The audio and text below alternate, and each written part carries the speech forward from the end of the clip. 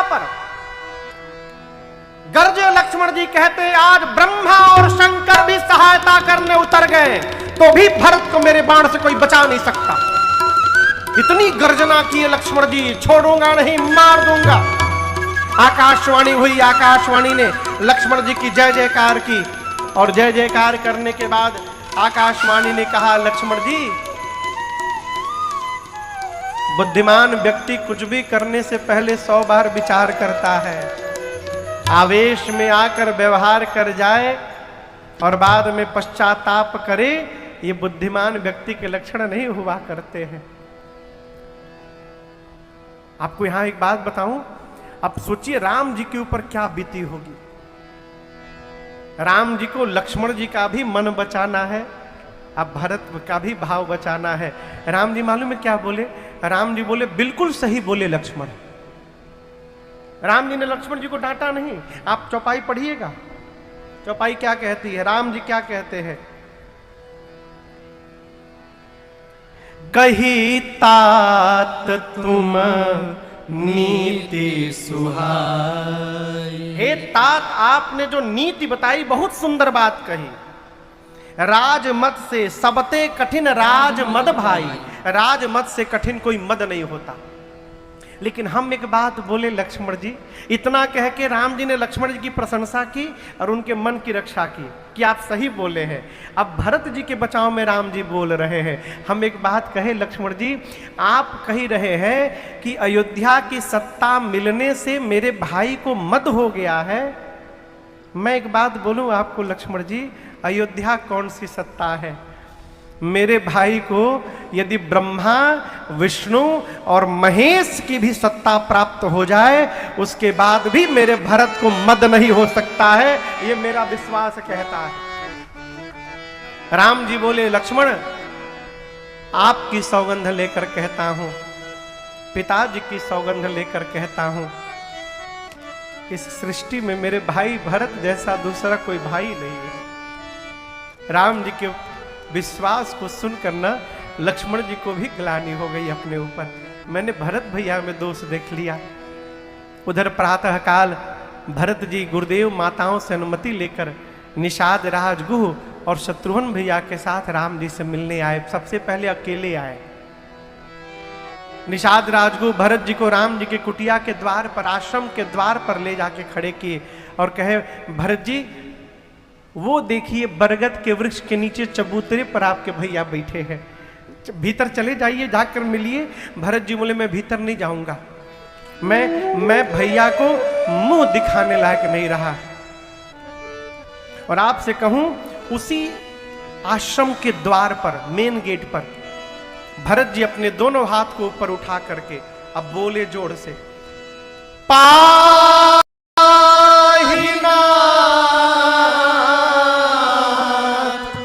कही पाही गुनाई भूतल पड़े लकुट कीना। भरत जी दोनों हाथ ऊपर उठाकर बोले, पाहिनाथ पाहिनाथ त्राहि माम, मेरी रक्षा करिए प्रभु, मेरी रक्षा करिए। इतना कह के भरत जी खड़े खड़े गिर पड़े। लक्ष्मण जी ने आश्रम के भीतर धरती पर प्रणाम करके राम जी से कहा, प्रभु भैया भरत प्रणाम करत रघुनाथ। जैसे कहा कि भरत भैया आपको प्रणाम कर रहे हैं, आप राम जी के वेग का दर्शन करिए। बाबा कहते हैं, उठे राम सुनि प्रेम अधीरा, चौपट कहो संग धनु तीरा। एक से गए हैं भरत भैया से मिलने के लिए कि राम जी के शरीर का पटका, एक हाथ का धनुष, एक हाथ का बाण और कमर का निशंग, ये चारों गिर गए लक्ष्मण जी के पास। क्यों गिर गए? धर्म अर्थ काम मोक्ष, चार वस्तु छोड़ के भरत जी आए थे। तो धनुष बाण निशंग चार वस्तु छोड़ के राम जी गए हैं। जितना त्याग करके हम भगवान के लिए बढ़ेंगे, भगवान भी उतना त्याग करके हमारे लिए बढ़ेंगे। इसलिए उठे राम सुनि प्रेम अधीरा, चौपट कौन संग धनु तेरा, चौपट कौन संग धनु तेरा, चौपट कौन संग धनु तेरा। ये पटका, राम जी का पटका गिर गया लक्ष्मण जी के पास। पटके ने कहा, लक्ष्मण जी आपको पता है हम क्यों गिर गए? राम जी जाकर भरत जी को गले लगाएंगे। यदि हम राम जी के शरीर पे रहते तो राम जी और भरत जी के बीच में दीवार बन जाते। आज भाई जब भाई को प्रेम करे तो किसी को बीच में दीवार नहीं बनना चाहिए, इसलिए नीचे गिर गए। उठे राम सुनि प्रेम अधीरा, चौपट कौन संग धनु तेरा, चौपट कौन संग धनु तेरा, चौपट कौन संग धनु तेरा। धनुष बाण, राम जी के धनुष बाण नीचे गिर गए। मानो लक्ष्मण जी से धनुष बाण कह रहे हो कि लक्ष्मण जी आप तो धनुष पर बाण चढ़ा के भरत जी को मारने जा रहे थे। देखिए राम जी गए तो हम गिर गए। भाई जब भाई से मिलता है तो हाथ में हथियार लेकर के नहीं मिलता है, प्रेम से भरा अपना हृदय लेकर के मिलता है। इसलिए उठे राम सुनि प्रेम अधीरा, चौपट कौन संग धनु तेरा, चौपट कौन संग धनु तेरा, चौपट कौन संग धनु तेरा। राम जी दौड़कर भरत भैया के पास गए और लगे भरत जी को उठाने। भरत जी उठ नहीं रहे हैं। राम जी ने कहा, भैया जब तक आप गले नहीं लगेंगे मेरे हृदय का ताप समाप्त नहीं होगा। गोस्वामी जी कहते, प्रभु ने बरियाई से बरबस लिए उठा और उठाकर तुरंत उरलाए कृपा निधान। भरत राम की मिलन लगी, बिसरे सब ही अपार। प्रभु ने बरबस उठाया भरत भैया को, गले लगाया है। आप में से चित्रकूट कोई गया है? चित्रकूट बहुत दूर तो होंगे नहीं यहां से। चित्रकूट गए, हम भी गए हैं, कई बार गए हैं। चित्रकूट में जहां कामदगिरी की परिक्रमा लगाते हैं और आप वहीं बीच में राम जी की कुटिया का स्थान है। आप लोग दर्शन किए होंगे, कई लोग देखे भी होंगे। जिस समय राम जी ने भरत भैया को गले लगाया उस समय आश्रम में अगल बगल जितने पत्थल थे ना, वो सारे पत्थल मोम की तरह पिघल गए।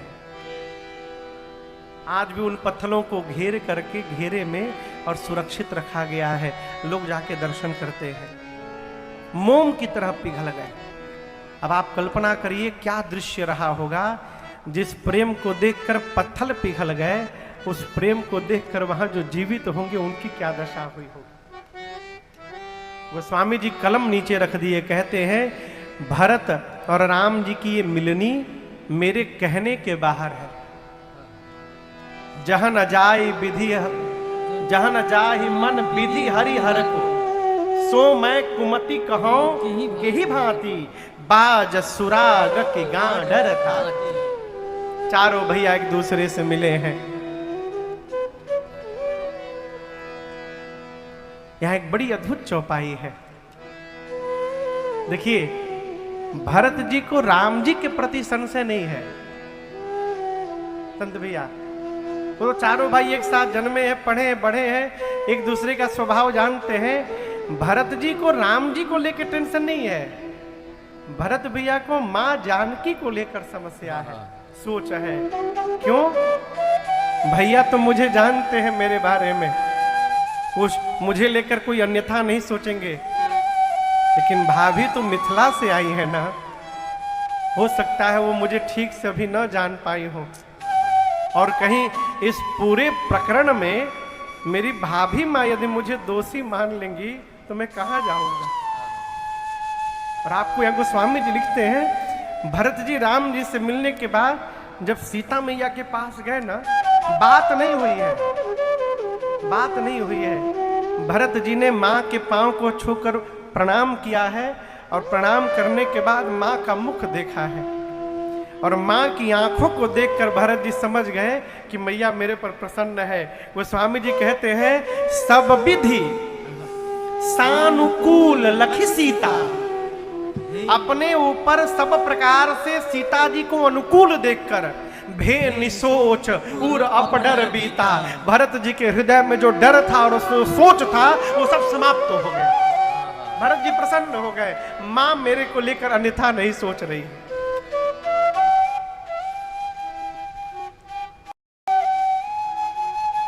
जिसको अपना कह दिए है ना, उसके प्रति विश्वास में रहा जाए। तो बतिया समझ में आ रही है? जिसको अपना बोल दिए है उसके प्रति स्वयं को विश्वास में रहना चाहिए। राम जी दौड़ कर गए समाज के पास, दंडवत प्रणाम करके सबको लेकर आए हैं। चित्रकूट में 1 बज गया हो, समय का पता ही नहीं चला था। भरत भैया का चरित्र थोड़ा मैं कल ही सुनाने वाला था, लेकिन कल पूरा समय केवट भैया ले लिए। चलिए कोई बात नहीं,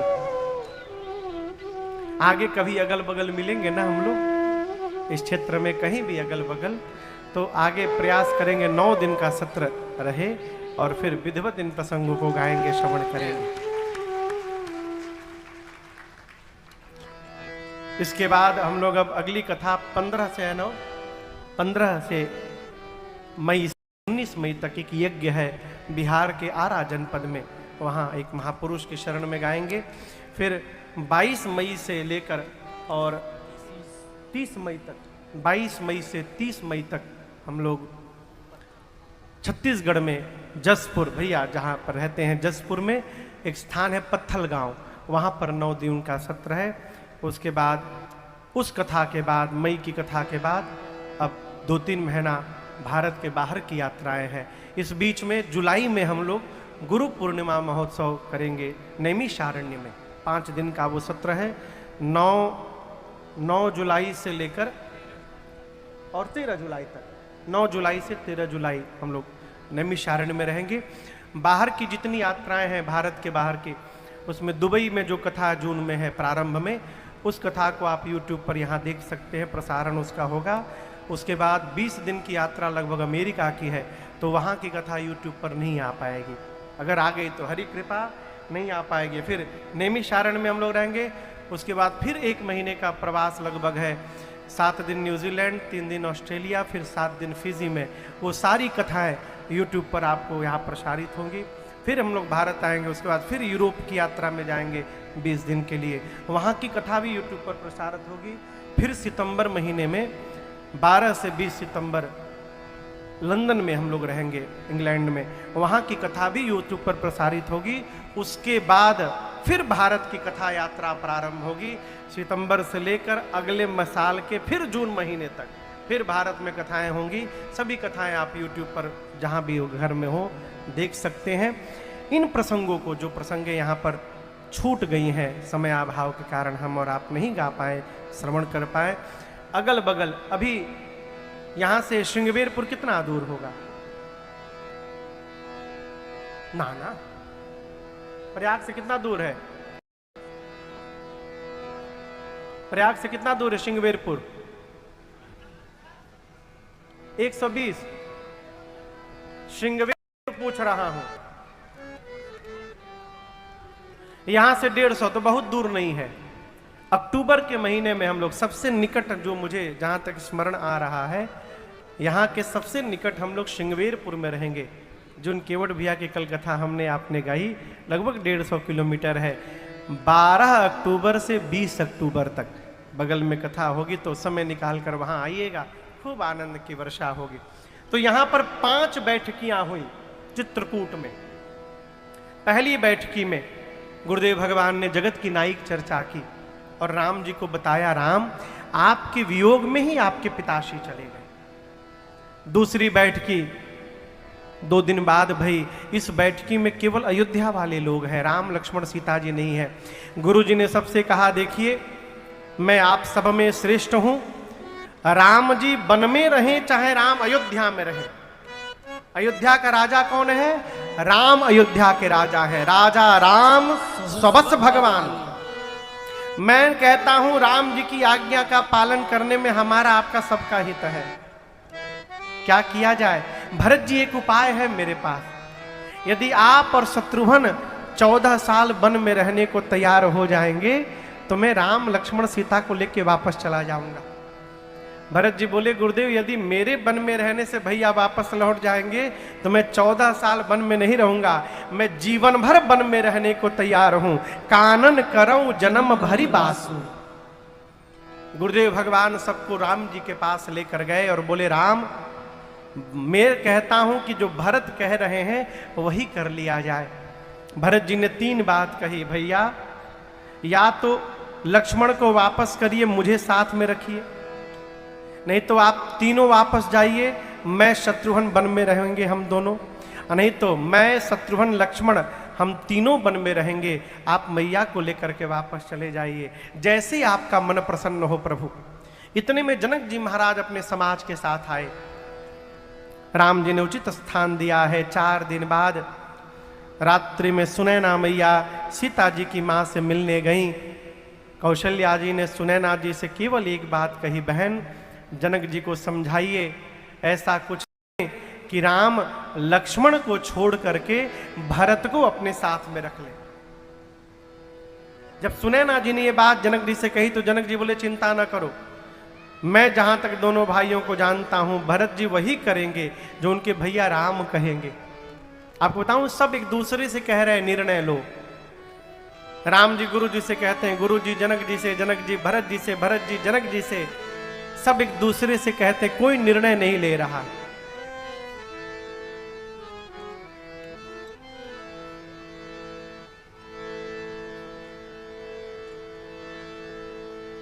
अंत में भरत जी खड़े हुए, कहे भैया मैं बताऊं क्या चाहता हूं मैं। राम जी बोले कहिए। भरत जी बोले, प्रभु मैं आपकी सेवा करना चाहता हूं। अज्ञा समना सुसाहिब सेवा सो प्रसाद जन पावे। राम जी बोले कैसी सेवा करना चाहते? भरत जी बोले, जहां नाथ रख दोगे वहीं मैं रहूंगा, जहां ले चलोगे वहीं मैं चलूंगा, जहाँ ले चलोगे वहीं मैं चलूंगा। जहां नाथ रख दोगे, जहां नाथ रख दोगे वहीं मैं रहूंगा, जहां ले चलोगे वहीं मैं चलूंगा, जहाँ ले चलोगे वहीं मैं चलूंगा।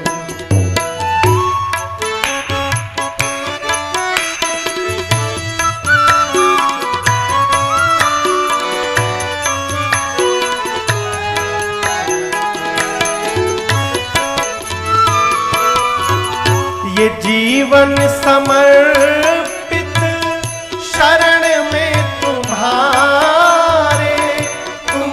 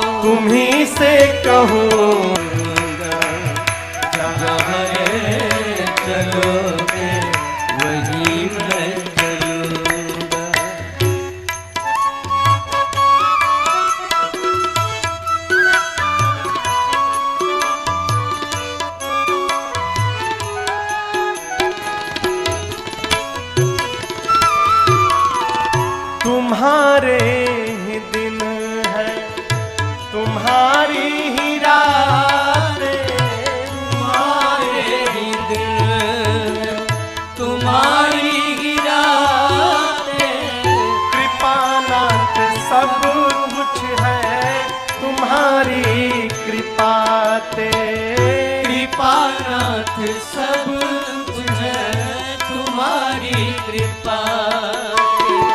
सहाओगे नाथ जो भी, सहाओगे नाथ जो भी, खुशी से सहूंगा। जहाँ ले चलोगे वही मैं चलूँगा, जहाँ ले चलोगे वही मैं चलूँगा। जहाँ नाथ रख दोगे जहाँ नाथ रख दोगे वहीं मैं रहूंगा। जहाँ ले चलोगे वही मैं चलूँगा, जहाँ ले चलोगे वही मैं चलूँगा, वही मैं चलूँगा, वही मैं चलूँगा। भरत जी क्या बोले? प्रभु मैं आपकी सेवा करना चाहता हूँ। राम जी बोले कौन सी सेवा करना चाहते हो? भरत जी बोले अज्ञा समन सुसाहिब सेवा, श्रेष्ठ की आज्ञा का पालन करना इससे बड़ी श्रेष्ठ की कोई सेवा नहीं होती। मैं चाहता हूं भाई आप मुझे आज्ञा दीजिए। राम जी ने भरत जी को अपने बगल में बिठाया और कहा भाई जाना हो तात तरनी कूल रीति, जाना होता। हे भरत जी आप सूर्यवंश की रघुकुल की रीति जानते हैं। आप लोग रघुकुल की रीति जानते हैं? रघुकुल रीति सदा चली आई, प्राण जाय बरु वचन न जाय। राम जी बोले भरत जी आप अपने धर्म को भी जानते हैं और मेरे धर्म को भी जानते हैं, इसलिए मैं ये कह रहा हूं आप अपने धर्म का पालन करिए और मुझसे मेरे धर्म का पालन करा दीजिए। भरत जी बोले भैया तीर्थराज प्रयाग में धर्म मिल रहा था, मैं छोड़ के चला आया। मैं कोई धर्म वरम नहीं जानता, मैं तो यही जानता हूं कि आपकी आज्ञा का पालन करना है, आप कहिए। राम जी समझ गए कि अब मुझे ही कहना पड़ेगा, तो प्रभु ने अंत में कह दिया कि चलिए आज हम और आप मिलकर बंटवारा कर लेते हैं। भरत जी बोले भाई आप मेरे से बंटवारा करेंगे? राम जी बोले करेंगे भाई, लेकिन संपत्ति में बंटवारा नहीं करेंगे, हम दोनों आज अपने घर की विपत्ति में बंटवारा करेंगे, हम लोग विपत्ति बांटेंगे। राम जी कहते बांटी विपत्ति सबही मोहि भाई। ये प्रसंग कहता है भाई से बंटवारा करना भी पड़े तो विपत्ति में करिए। संपत्ति बांटने के लिए तो बहुत लोग मिलेंगे, विपत्ति बंटने के समय कोई नहीं दिखाई पड़ेगा है। राम जी बोले 14 वर्ष में वन में रहूंगा, 14 वर्ष आप अयोध्या में रहेंगे। भरत जी बोले भैया हम अभिषेक की सामग्री ले आए हैं, आज्ञा हो तो इसी समय गुरु जी के द्वारा अभिषेक हो जाए। राम जी बोले नहीं, लौटने के बाद होगा। राम जी के कहने पर अत्रि मुनि ने उस सामग्री को, जब आप बांदा से चित्रकूट जाएंगे तो कुआं पड़ता है, उसी कुएं में रखवा दिए और कहे भरत जी आज के बाद इस कुएं का नाम भरत कूप होगा। 5 दिन भरत जी चित्रकूट का दर्शन किए हैं, घूमे हैं। फिर विदा का समय आया, राम जी से जैसे भरत जी ने विदा मांगा, राम जी ने बहुत समझाया हृदय से लगाकर। भरत जी कुछ चिन्ह चाहते हैं। यहां पर मेरे गुरुदेव भगवान कहते हैं कि राम जी पादुका पहन के नहीं गए थे अयोध्या। अयोध्या से राम जी पादुका नहीं पहने थे, में परिवर्तित करके भगवान ने भरत भैया को दिया। और बाबा कहते हैं प्रभु करी कृपा पावर दीन्ही, प्रभु करी कृपा पावर दीन्ही, सादर भरत शीस धरि लीने। सादर भरत शीस धरि लीने। चरण पीठ करुणा निधान के। चरण पीठ करुणा निधान के। जनु जुग जामिक प्रजा प्राण के। जनु जुग जामिक प्रजा प्राण के। भरत मुदित अवलंब लहे। भरत मुदित अवलंब लहे। अस सुख जस सिया राम रहे। अस सुख जस सिया राम रहे। भरत मुदित भरत मुदित भरत मुदित। जैसे भगवान ने पादुकाओं को दिया, भरत बिया ने पादुकाओं को सिर पे धारण कर लिया है। प्रभु करी कृपा पावरी दीन्ही, सादर भरत शीस धरि लीनी। भरत जी को कैसा लगा मालूम है? भरत जी को लगा पादुकाओं के रूप में श्री सीताराम जी ही वापस जा रहे हैं। विदा के समय राम जी ने भरत भैया को हृदय से लगाया है। दोनों भैया बहुत रोए हैं आज। राम जी और भरत जी को रोते देख देवता भी दुखी हो गए। दोनों समाज को यथा योग्य दंड प्रणाम करके भगवान ने विदा किया। 9 दिन का समय लगा चित्रकूट से वापस अयोध्या जाने में। कितना दिन लगा? 9 दिन। भरत भैया जाने के साथ सबसे पहला जो काम किए, राम जी की पादुकाओं को अयोध्या के सिंहासन पर ले जाके रख दिए। क्यों? राम जी राजा हैं, सिंहासन पर पादुका रख दी। 5 दिन जनक जी महाराज रुक करके राज की व्यवस्था को सुदृढ़ करवा करके विदा लेकर के गए। भरत जी माताओं की सेवा में शत्रुघ्न भैया को लगाए हैं। गुरुदेव से भरत जी बोले, गुरुदेव भैया मेरे वन में हैं, अब मैं महल में रहूंगा ये उचित नहीं लग रहा है। आज्ञा लेके भरत जी नंदी ग्राम चले गए, कुटिया बना के रहने लगे। आपसे कहूं, नित पूजत प्रभु पावरी, प्रीत न हृदय समा। मांगी मांगी आयसु करत, राज काज बहु भांति। एक बात जीवन भर याद रखिएगा, श्रेष्ठ की उपस्थिति में यदि हम उपस्थिति मान रहे हैं, ये बड़ी बात नहीं है। ये बतिया समझ में आ रही है?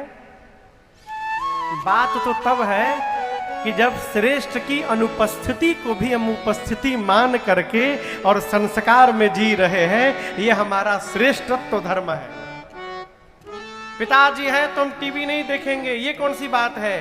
बात तो तब है पिताजी घर में नहीं है, हम मन से मान रहे हैं कि पिताजी हैं और हम टीवी नहीं देख रहे हैं, ये संस्कार है। गुरुजी जब बाहर चले जाते हैं ना, तो कई चेला गुरुजी के असनवा पे बैठ के देखा थे, कैसन बुझाता ही जा। हाँ सही बोल रहा हूं मैं सही बता, मैं देखा हूं इसलिए मैं सुना रहा हूं आपको, मैं आंख से देखा हूं। गुरुजी बाहर गए, चेला गुरुवे जी के आसन पर बैठ के हुमच रहा है, बड़ा मजा आ रहा है गुरुजी को। ये जीवन है। श्रेष्ठ अनुपस्थित है, लेकिन हम मन से उपस्थित मानकर संस्कार में जी रहे हैं, यह हमारा श्रेष्ठ जीवन का परिचय है। यहां भरत जी अपने मन से कोई निर्णय नहीं करते। आप दर्शन करिए, गोस्वामी जी कहते हैं, नित पूजत प्रभु पावरी। नित्य जाकर भगवान की पादुकाओं की भरत जी पूजा करते हैं। प्रीति न हृदय समा,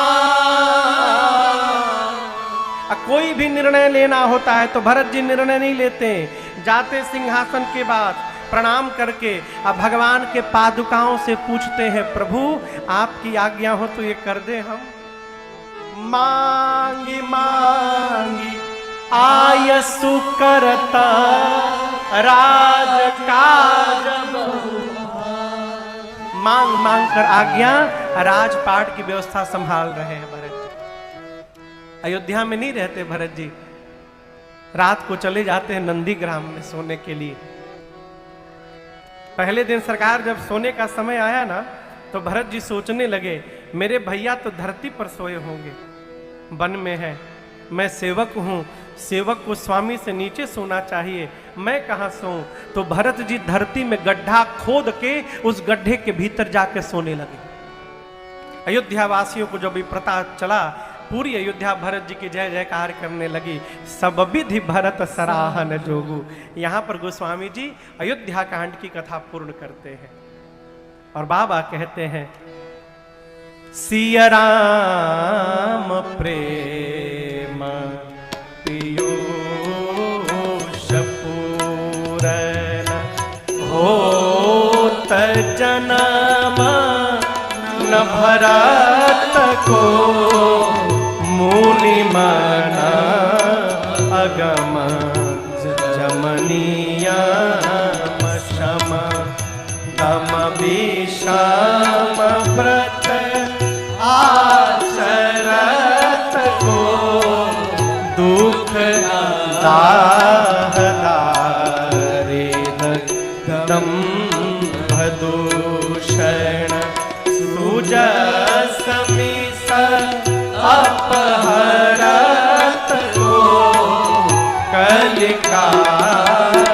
तुलसी से सखनी अखिराम सन्मुख करत को, कलिकाल तुलसी से सखनी, कलिकाल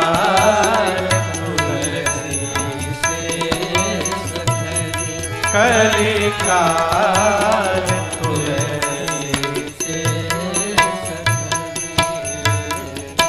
गोस्वामी जी कहते भरत भैया, सिया राम प्रेम पीयूष पूरन